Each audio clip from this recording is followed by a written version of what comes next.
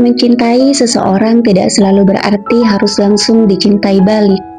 Terkadang, cinta tumbuh perlahan melalui ketulusan, kesabaran, dan kehadiran yang konsisten. Bulan adalah putri sematawayang dari keluarga Wiratama, salah satu keluarga terpandang di kota.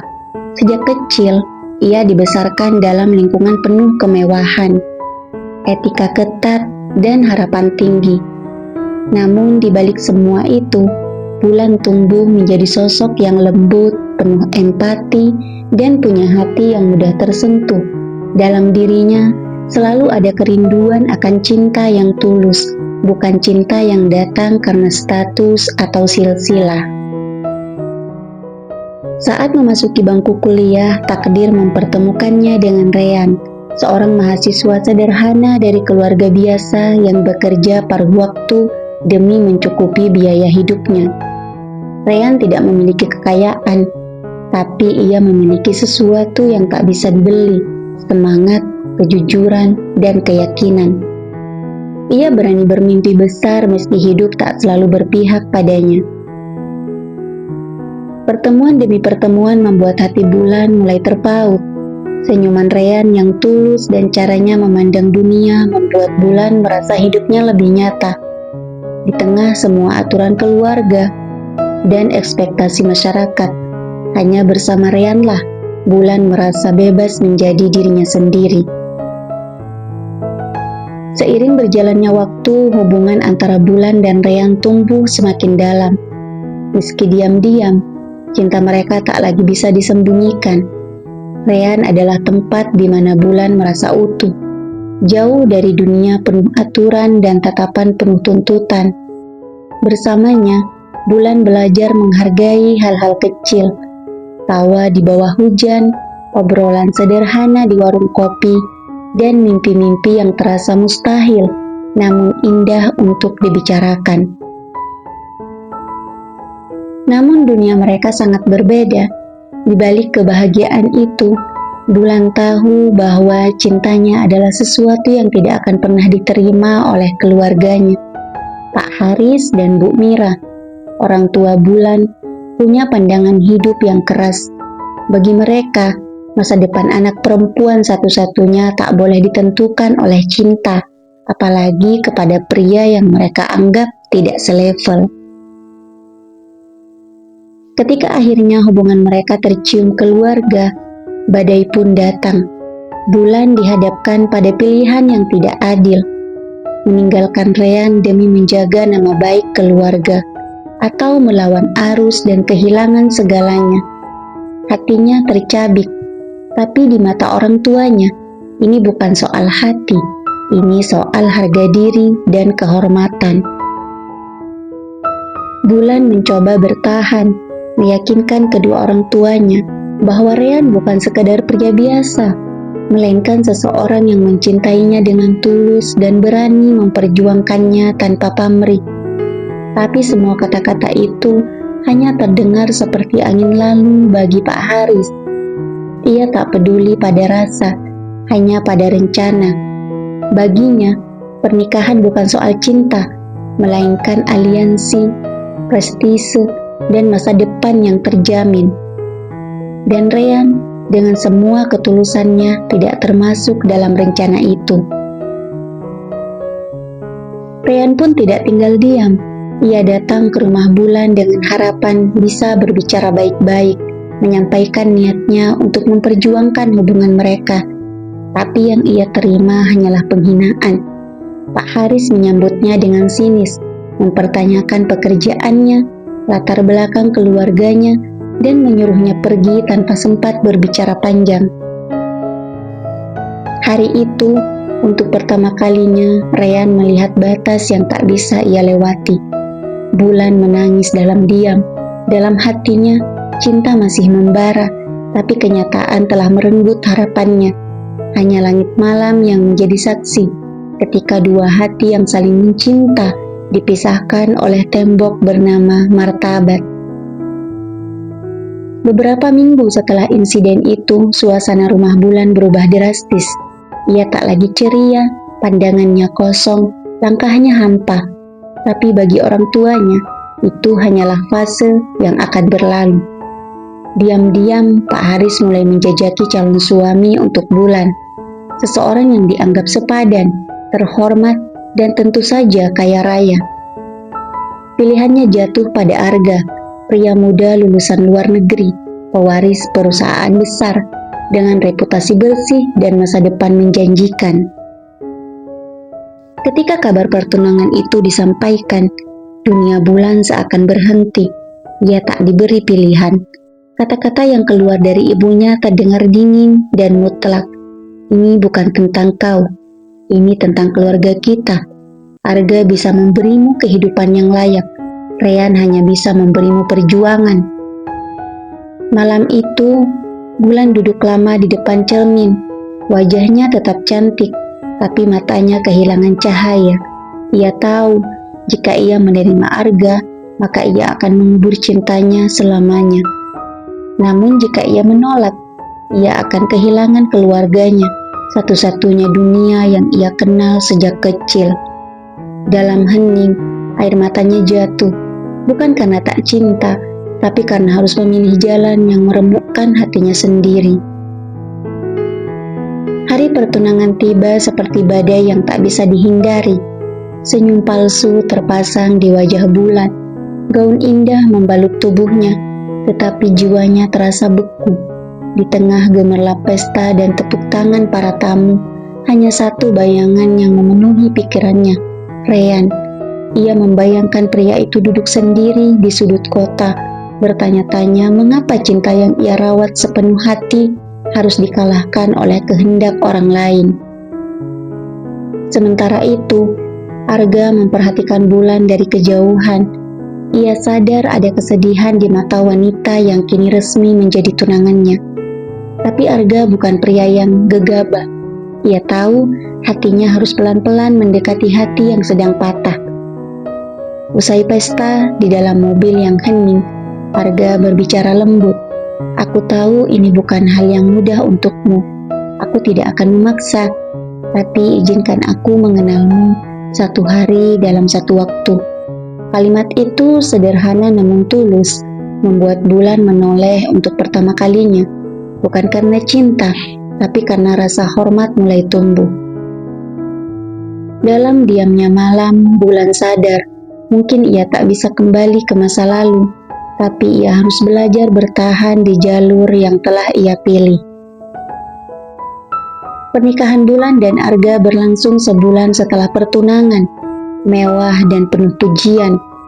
Namun bagi Bulan, semua terasa seperti pertunjukan. Ia tersenyum karena harus, berjalan karena dituntut, dan mengucap janji karena tak punya pilihan lain. Di pelaminan, tangan Arga menggenggam tangannya erat, tapi hati Bulan terasa jauh. Masih tertinggal di sebuah sudut waktu, di hari-hari sederhana bersama Rean.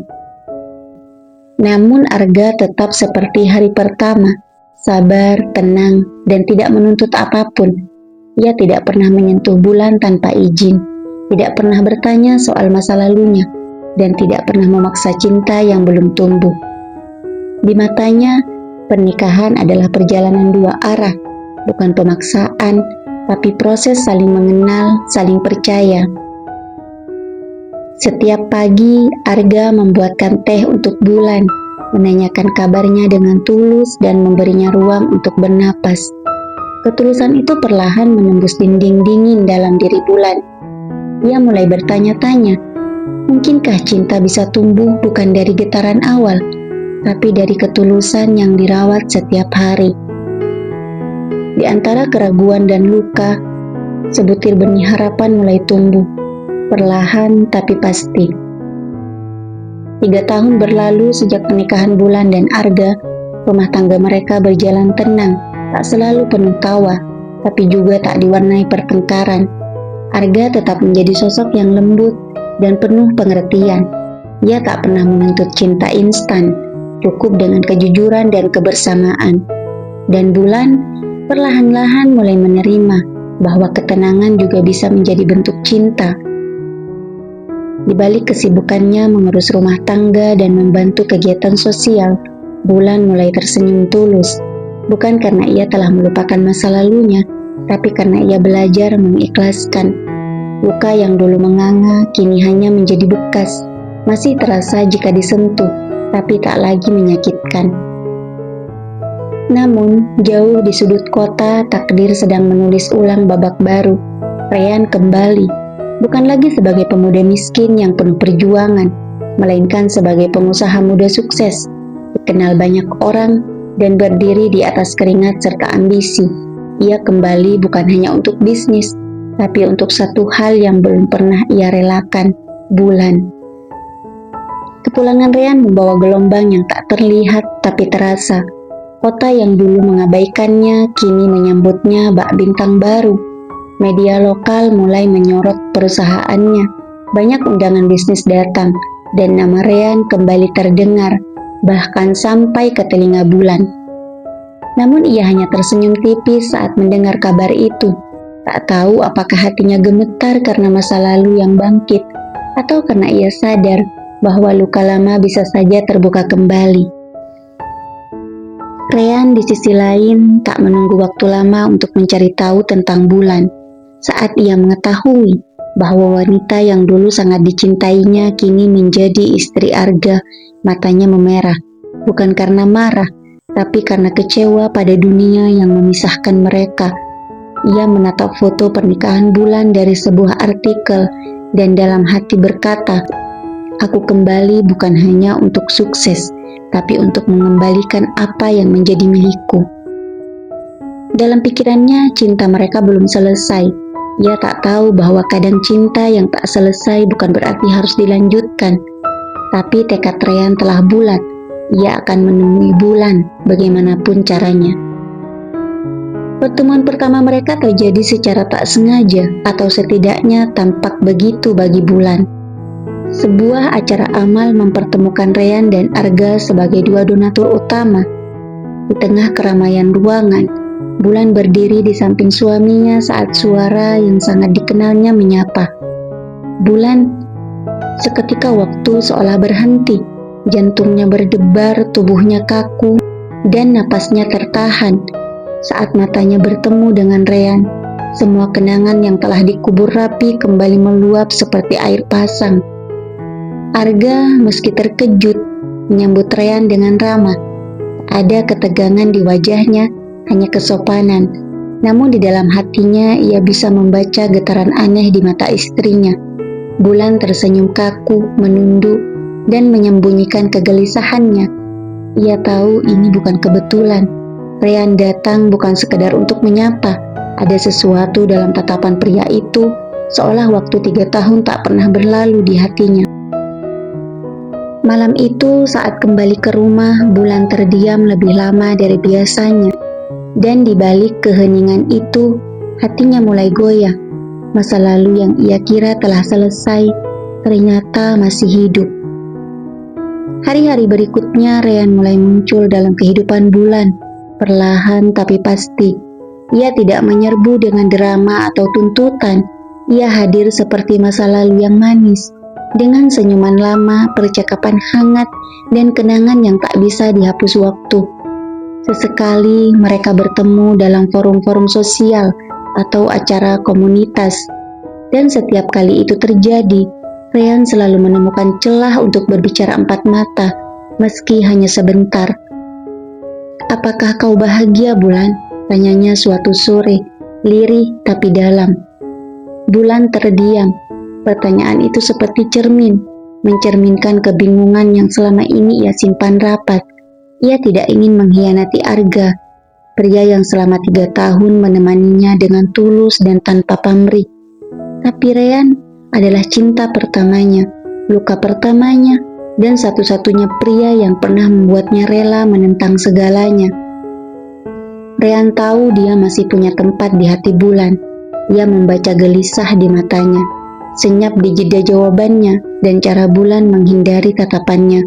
Bukan karena tak suka, tapi karena terlalu pedih untuk dihadapi. Dan dalam diam ia bersumpah, ia akan merebut kembali hati yang seharusnya tak pernah ia lepaskan. Suatu malam di sebuah kafe kecil yang dulunya sering mereka kunjungi saat kuliah, Ryan mengajak Bulan bertemu. Awalnya ia menolak, tapi setelah beberapa hari, rasa penasaran dan gejolak dalam hatinya mendorongnya datang, setidaknya untuk mengakhiri semua ini dengan jelas. Ryan sudah menyiapkan segalanya, bukan bujukan, bukan paksaan, tapi kebenaran yang selama ini ia simpan.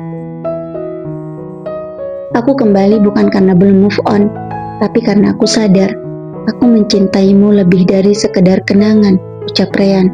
Aku tidak peduli dengan masa lalu yang gagal. Aku punya segalanya sekarang, dan satu-satunya hal yang aku inginkan hanya kamu. Bulan menatapnya lekat. Di depan matanya berdiri pria yang dulu ia doakan setiap malam, pria yang dulu ia perjuangkan sampai habis tenaga.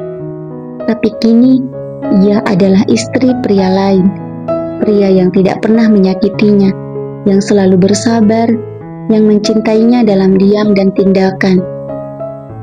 Aku pernah mencintaimu, Ryan, sangat, kata Bulan akhirnya. Tapi sekarang hatiku tak bisa lagi menoleh ke belakang. Ada seseorang yang mencintaiku, bukan karena kenangan, tapi karena diriku hari ini. Ryan terdiam. Kata-kata Bulan bagaikan palu yang menghantam hatinya. Ia datang dengan harapan, namun pulang membawa kenyataan yang tak bisa dibantah. Wanita yang dulu ia perjuangkan sepenuh jiwa, kini bukan lagi miliknya, dan tak akan pernah kembali. Ia mencoba tersenyum meski getir. Kalau begitu, izinkan aku mencintaimu dari jauh, bisiknya, sebelum melangkah pergi tanpa menoleh. Sementara itu, Bulan pulang dengan perasaan campur aduk. Ia merasa lega karena telah mengakhiri lingkaran perasaan yang menggantung. Namun hatinya tetap terasa perih. Di rumah, Arga sedang membaca di ruang tamu. Seperti biasa, saat ia melihat istrinya masuk, ia hanya berkata lembut, "Oh, baik-baik saja?" Bulan menatapnya lama, lalu mendekat dan duduk di sampingnya. Untuk pertama kalinya, ia menggenggam tangan Arga dengan mantap. Tanpa ragu, tanpa beban masa lalu. Aku memilih Moga, bukan karena terpaksa, tapi karena aku tahu kamu yang layak aku perjuangkan sekarang. Arga tak berkata apa-apa, ia hanya tersenyum kecil dan dalam diamnya ada rasa syukur mendalam. Ia tahu cinta tak selalu datang seperti kilat, tapi ketika tumbuh dari luka dan ketulusan, ia menjadi sesuatu yang jauh lebih kuat, keteguhan. Setelah malam itu, hubungan Bulan dan Arga berubah perlahan namun pasti. Tak ada lagi jarak tak kasat mata yang memisahkan mereka. Untuk pertama kalinya, Bulan mencintai Arga bukan sebagai pelarian dari masa lalu, tapi sebagai pria yang ia pilih dengan sadar, dengan hati yang utuh. Ia mulai tertawa lebih lepas, berbagi lebih banyak cerita, dan menunjukkan sisi dirinya yang dulu hanya ia simpan untuk seseorang yang tak pernah kembali. Arga pun merasakannya. Setiap sentuhan Bulan kini terasa hangat, bukan sekedar kewajiban. Tatapannya tak lagi kosong, pelukannya tak lagi dingin. Mereka belajar saling memahami, bukan karena keadaan memaksa, tapi karena keduanya akhirnya saling membuka diri. Di antara pagi yang sederhana, makan malam yang hangat, dan perjalanan singkat tanpa agenda, mereka membangun cinta mereka sendiri. Cinta yang mungkin tidak meledak-ledak seperti di masa muda, tapi stabil, tulus, dan penuh rasa syukur. Bulan pun sadar bahwa cinta sejati bukan tentang siapa yang datang lebih dulu, tapi siapa yang tetap tinggal dan memilih untuk bertahan meski tahu luka yang dibawa. Waktu terus berjalan dan luka lama perlahan berubah menjadi pelajaran. Ryan, meski sempat hancur, akhirnya menerima bahwa cinta tak selalu berakhir seperti yang kita inginkan. Ia memilih pergi ke luar negeri, memperluas bisnis sekaligus menenangkan hati. Dalam sebuah wawancara, saat ditanya soal kehidupan pribadinya, ia hanya tersenyum dan berkata, "Beberapa cinta tidak dimaksudkan untuk dimiliki, tapi tetap layak dikenang." Sementara itu, kehidupan Bulan dan Arga semakin erat. Mereka mulai merancang masa depan, membangun yayasan pendidikan, berbagi dengan yang membutuhkan, dan menjadikan rumah tangga mereka bukan hanya tempat bernaung, tapi juga memberi makna bagi orang lain. Suatu sore di beranda rumah, dengan matahari mulai tenggelam, bulan bersandar di bahu Arga. Terima kasih karena tak pernah pergi, meski aku sempat tak sepenuhnya hadir, ucapnya lirih. Arga meraih tangannya dan membalas pelan. Terima kasih karena akhirnya memilih tinggal. Di momen itu, mereka tahu, cinta bukan siapa yang paling kuat mencinta, tapi siapa yang paling sabar menunggu cinta tumbuh sempurna. Beberapa tahun kemudian, hidup membawa kedamaian yang tak pernah Bulan bayangkan sebelumnya. Ia dan Arga telah menjadi pasangan yang tak hanya saling mencintai, tapi juga saling memperkuat. Mereka dikaruniai seorang putri kecil dan ceria yang menjadi simbol cinta baru mereka. Bukan cinta dari masa lalu, tapi dari pilihan hari ini. Di sebuah taman sore itu, Bulan duduk bersama Arga dan anak mereka, tertawa kecil melihat si kecil bermain gelembung sabun. Angin berhembus pelan, menyapu helaian rambutnya seolah mengingatkan bahwa segala hal dalam hidup akan berlalu. Luka, harapan, kehilangan, semua berganti seiring waktu. Dalam hatinya, Bulan berdoa pelan, bukan untuk kembali ke masa lalu, tapi untuk bersyukur bahwa ia pernah merasakannya, cinta pertama, kehilangan, dan akhirnya menemukan cinta sejati. Ia menoleh ke Arga dan berbisik, ternyata yang datang belakangan bisa menjadi yang paling benar. Arga tersenyum menggenggam tangannya, dan di tengah senja yang tenang, dua jiwa yang pernah terluka kini benar-benar pulih, bukan karena waktu, tapi karena mereka saling memilih setiap hari.